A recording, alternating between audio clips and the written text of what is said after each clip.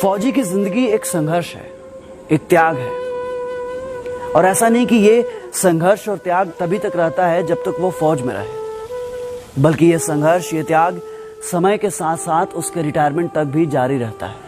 हम बात कर रहे हैं उन रिटायर्ड फौजियों के बारे में जिन्हें सरहद पर एडजस्ट करने के बाद समाज में एडजस्ट करना एक जंग जैसा ही है, जिन्हें समाज शाबाशी तो देता है लेकिन साथ नहीं देता।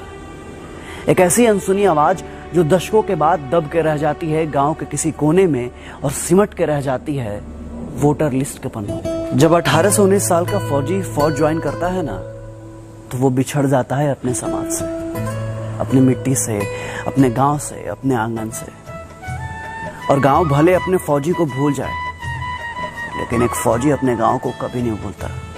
साल के हर 30 त्योहार याद दिलाते हैं कि फौजियों के भी होली और दिवाली आता है, लेकिन वो समय के साथ सब छोड़ देता है। होली, दशहरा, दिवाली, वो छोड़ देता है अपना समाज, अपनी जवानी, अपना बचपन, अपने सपने, और उन्हीं सपनों और अपनों के बीच छोड़ देता है एक आम जीवन, क्योंकि उनके रगों में खून नहीं देशभक्ति दौड़ती है। लेकिन वही 40 साल का फौजी जब रिटायर होकर वापस घर आता है तो वो दुनिया से कट चुका होता है। वो सोशली कट ऑफ हो जाता है समाज से। वो समझ ही नहीं पाता सर्विस और रिटायर के बीच के गैप को। वो पाटने की कोशिश करता है इस खाई को। वो जोड़ना चाहता है दिल और दिमाग को। वो फिर से पुराने लम्हों को जीना चाहता है। वो सींचना चाहता है अपने खून और पसीने से अपनी मिट्टी और खेत को। लेकिन ये समाज, ये दुनिया उसके जज्बातों का मजाक बनाती है। उसके भावनाओं को पागलपन करार दिया जाता है। लेकिन एक फौजी फौजी होता है। उसको खुद पे भरोसा होता है। उसे पता होता है कि वो जो कर रहा है सही है।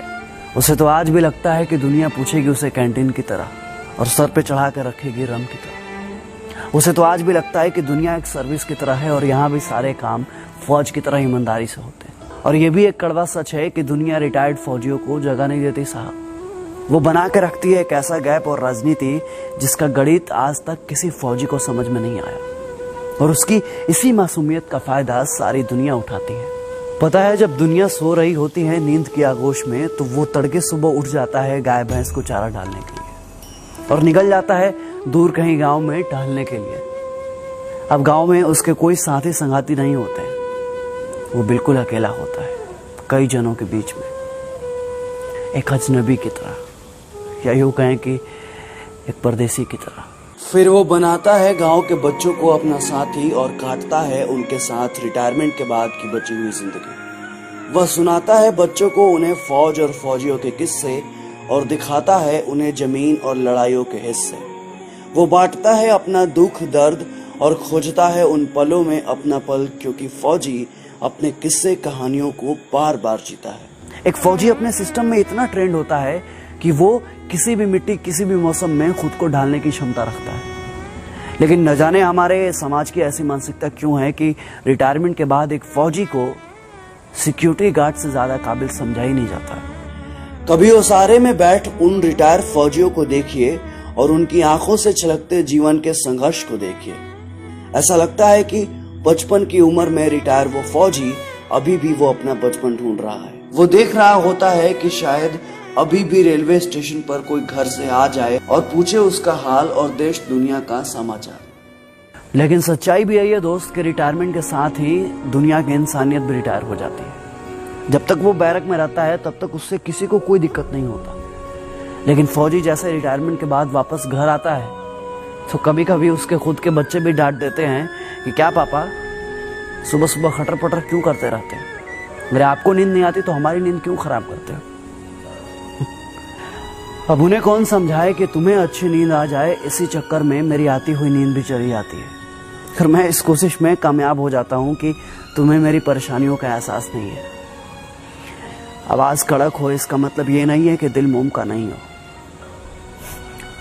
पर यह जमाना कैसे समझ पाएगा कि फौजी की सुबह के खटर पटर में फौजी अपने फौज की जिंदगी की खनक को ढूंढना चाहता है।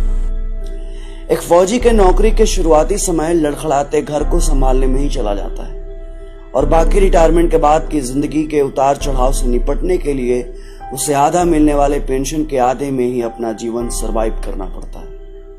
बाहुबलियों के जोर जबरदस्ती और कोर्ट कचहरी के चक्कर लगाते उन फौजियों की कहानियां ये चीख चीख कर कहती है कि सादगी और ईमानदारी के नाम पर फौजियों के साथ कितना छल हुआ है। अनुशासन में स्थिर रहने वाले फौजी जब घर आते हैं तो वो शायद ये भूल जाते हैं कि जमाने की रफ्तार में लोगों की टेंडेंसी में कितना बदलाव आ गया है, और इसलिए परेड में लेफ्ट राइट करने वाले फौजी भाई लोग किसी भी गलत चीज के साथ लेफ्ट राइट नहीं कर पाते, और शायद इसलिए समाज उन्हें पागल कहता है। हाँ, फौजी लोग ना पागल होता है, और उनके पागलपन का अंदाज आप नहीं लगा सकते, क्योंकि वो उनका पागलपन ही है जो कठिन से कठिन परिस्थितियों में भी वो कभी दो तरफा नहीं सोचते।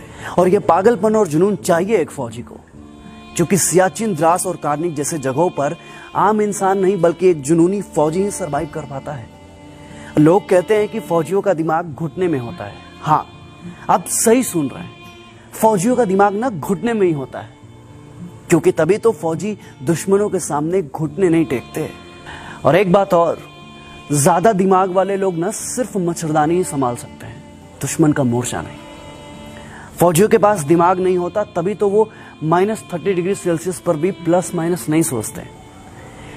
एसी में रहकर जैसलमेर की गर्मी आप नहीं समझ पाएंगे साहब, और आप दिमाग की बात करते हैं। फौजी की जिंदगी में अनुशासन, ईमानदारी और अपने खून पसीने की कमाई का आत्मसम्मान उसके अंदर कूट कूट कर भरा होता है। उसकी पाई पाई में सियाचिन की सर्दी और जैसलमेर की गर्मी का कतरा कतरा मौजूद होता है। सर्विस से डिस्चार्ज होने के बाद जब वो अपने पैसे को सही समय और सही जगह पर खर्च करता है तो लोग उसे कंजूस कहकर उसके पसीने का मजाक उड़ाते हैं। जब वो किसी ऑफिस में घुसकर बाबू लोगों से घूस लेने का विरोध करता है तो लोग उसे बेवकूफ समझते हैं, लेकिन लोग जब अपने गिरेबान में झांक कर देखेंगे ना, तब उन्हें मालूम चलेगा कि असल में बेवकूफ कौन है। और अंत में जब मैं सोचता हूं कि वो जो अपनी जवानी कुर्बान करता है, जो तपस्या और त्याग करता है, आखिरकार उसे मिलता क्या है? बस थोड़ा सा रिस्पेक्ट और थोड़ी सी पेंशन, जिसे पाने के लिए वो बैंक के लाइन में घंटों खड़ा होता है सोच बुध खोकर। वो एक सर्विसमैन का कोटा, वो कैंटीन की बातें जहां वो 4 पैसे बचाने के लिए पूरे दिन एक पैर पर खड़ा होता है। वो ट्रेन के दरवाजे के बगल में खड़ा वेटिंग लिस्ट वाला फौजी, जिसका फोटो जनता तो खूब शेयर करती है, लेकिन कोई उसके साथ सीट शेयर नहीं करता। कहते हैं ना दोस्त कि जिंदगी को कम समय में जीना हो तो फौजी बनिए, क्योंकि देश के लिए दीवानापन दिल से फौजी बनने के बाद ही आता है। बातें तो खूब होती है 15 अगस्त और 26 जनवरी के दिन। लोगों में देशभक्ति का ज्वार उठता है जो कुछ ही दिन बाद भाटा की तरह शांत हो जाता है। समाज में फौजी होना एक गर्व का विषय है, पर खुद के लिए क्या, ये फौजी अंत तक नहीं समझ पाता। फौजी ना सब समझने की कोशिश करते हैं, लेकिन ये समाज उनको कब समझेगा?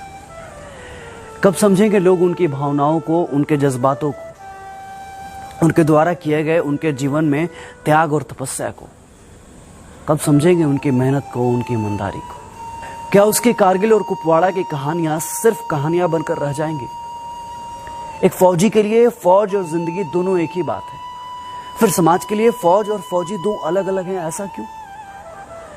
क्या समाज में फौजी की शून्यता है, या फिर फौजी समाज का हिस्सा ही नहीं है?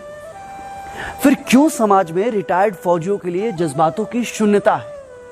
ये सारे सवाल समाज से हैं, और सनद रहें, समाज का हिस्सा आप भी हैं। सोचिएगा जरूर। जय हिंद, जय भारत।